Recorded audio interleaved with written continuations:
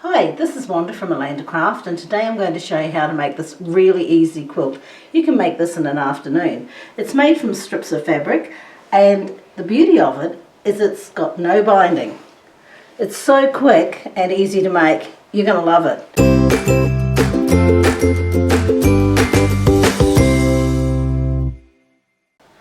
Now, to make this quilt, what you're going to need is some batting. So I have some here. Some backing, so that's to go on the back of your quilt, of course. And then some strips. Now what we've done here is we've just cut these straight across the width of the fabric and cut them in all different heights. So there's 2 inches, 3 inches, 4 inches, 1.5 inches. Doesn't matter what you cut them at, it's all up to you.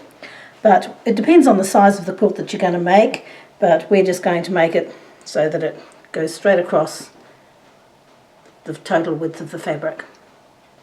So now we'll go and sew these together, and to do that what I'm going to do is take 2 strips and lay them down so that they face each other, and I'll sew them together with a 1/4 inch seam along here.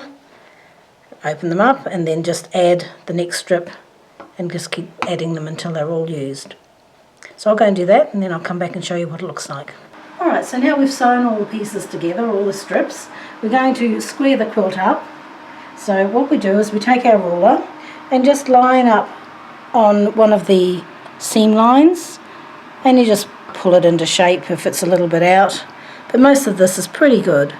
You can see up here it's actually fine again. And I'm going to come in quite a way, so I've come in about 1.5 inches here, because some of these pieces do have larger selvages than others. And I want to make sure that I cut all the selvage off. I'm just going to start. Okay, and then I'll just pull the quilt down towards me and continue on up the quilt. So that's what you need to do. So as I say, just make sure you line up your ruler on the seam line and then come in as far as you think you need to cut off the selvages. So I'll go and do that on both sides, and then we'll get on to the next step.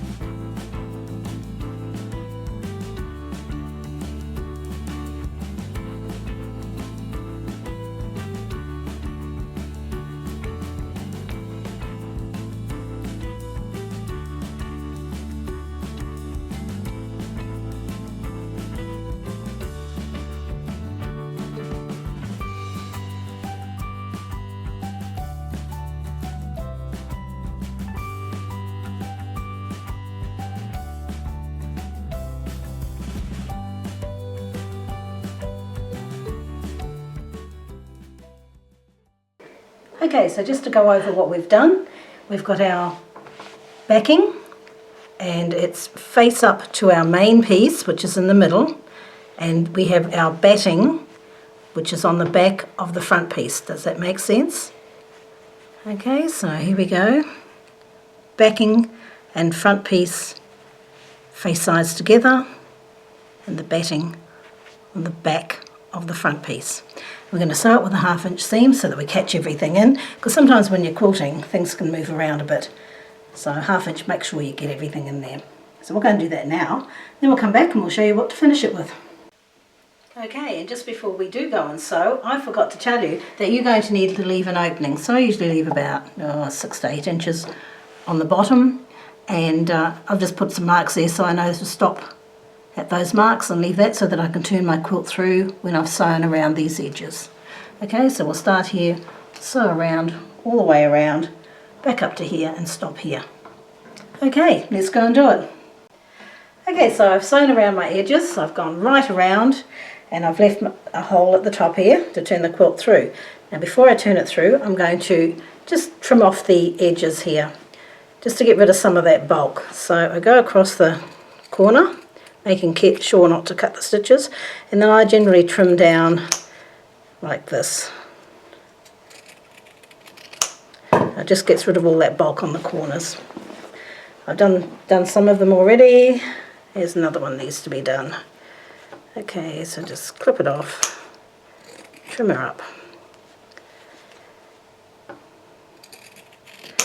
Okay, now, magic moment, we're going to turn her through. So here we are, let's get the piece at the top. Let's put my hand through, reach down to the corner, grab hold of it, through. Same on the other side. Okay.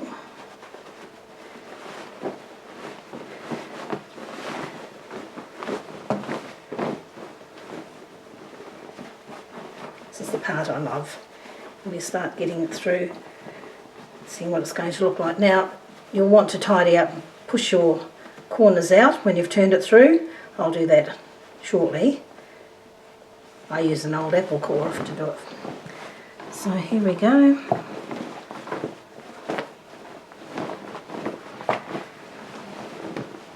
That's coming together beautifully.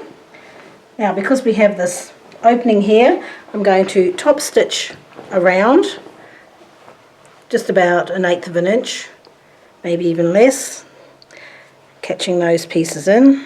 I'll just turn them in and press them before I do, and then that'll neaten that off nicely. Of course it's not going to sit now that I want it to. There we go. So it'll just go across there. We'll go all the way around now, catching that in, up the sides, right around. Okay, so we've given the quilt a really good press, and especially across the opening. Now I like to put a couple of pins in there, so you can see that's all pressed nicely in. So just bring the edges together. And I'm going to top stitch all the way around now with 1/8 of an inch. And I start about 1/8 of an inch in because I don't go right to the corners. So at each corner I'll pivot and just start sewing again 1/8 of an inch in, just so it doesn't go off the edges. Alright, so I'm going to do that now. Okay, so Wanda's finished doing the top stitching around the edge, as you can see there. She's done that all the way around the edge, and it's sealed in that opening at the top as well. So the last step now is to actually quilt this all together. So we want to quilt all the layers together.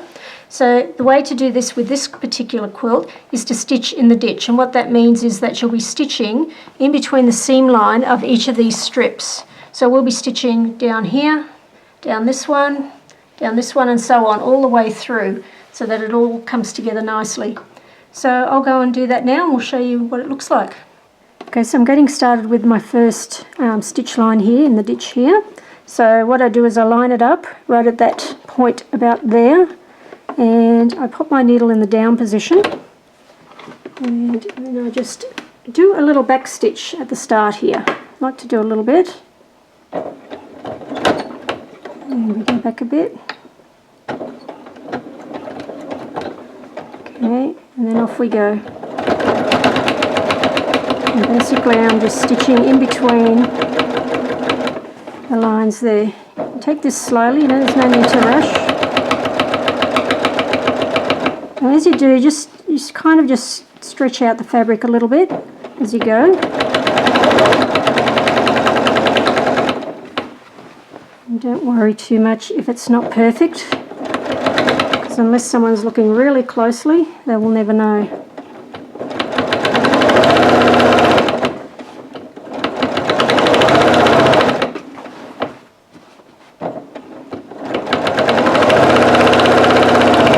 Okay, so you don't need to watch me do all of this, but basically I will finish this line, and when I get to the end of this one I'll do a back stitch and then finish it up, and then I'll start on the next line. So I'll do that for the whole quilt, and that's how we'll stitch in the ditch for this one. So we'll show you what it looks like now. So as you can see, Paula's finished doing the ditch stitching. So it's nice and neat now and all finished off. She's done a beautiful job. And if you turn the quilt to the back, you can see that it's already quilted. So how quick and easy is that? Already finished and ready to use. So if this tutorial has been of any help to you, please give us a thumbs up. We really appreciate it.